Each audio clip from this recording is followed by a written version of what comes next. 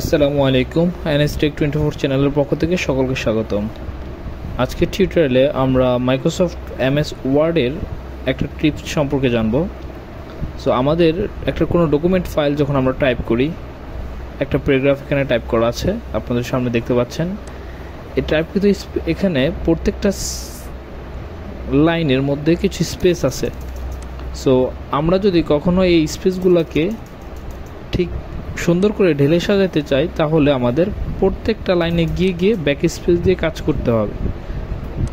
Back space গিয়ে গিয়ে কাজ করতে হবে, এতে আপনার সময়টা অনেক বেশি প্রয়োজন। কারণ প্রত্যেকটা লাইনে যদি এরকম অগোছালো লেখাগুলো থাকে, সেগুলোকে আমরা কিভাবে জাস্ট সিম্পল একটা কমান্ডের মাধ্যমে পুরো পেজ, 1 পেজ 2 পেজ 3 পেজ যতগুলো পেজে থাকুক না কেন, বা যে কোনো প্যারা লাইনেই থাকুক না কেন, সবগুলো একটা কমান্ডের মাধ্যমে নিমিশেই সব সেট আপ হয়ে যাবে। কোনো ব্যাক স্পেস বারবার প্রেস করতে হবে না। আপনি আপনার কিবোর্ডে Ctrl+H প্রেস করবেন, করার পরে ফাইন্ড অ্যান্ড রিপ্লেস নামে অপশনটা আসবে। এই সেটিংসের সাথে সবাই পরিচিত, কিন্তু এই টিপসটা সম্পর্কে হয়তো অনেকে জানেন, অনেকে জানেন না।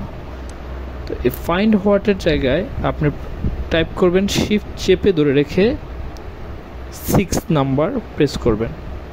শিফট এবং 6 প্রেস করলে এই একটা অ্যারো মার্ক আসবে। আসার পর ছোট হাতের W প্রেস করবেন।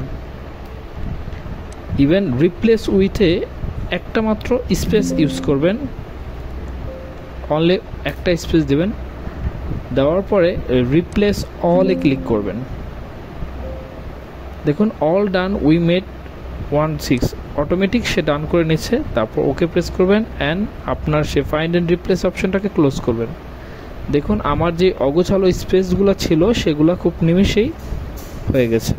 সো এই টিপসটা ফলো করে আমরা যখন 100 পেজ 50 পেজের কোনো ডকুমেন্টের কাজ করব বা কপি পেস্ট করে নিয়ে আসবো, সেই লেখাগুলোকে কাস্টমাইজ করতে আমাদের জন্য খুব সহজ হবে। যদি ভিডিও থেকে কিছু শিখে থেকে থাকেন, অবশ্যই কমেন্ট করে পাশে থাকবেন। Thank you watching this video.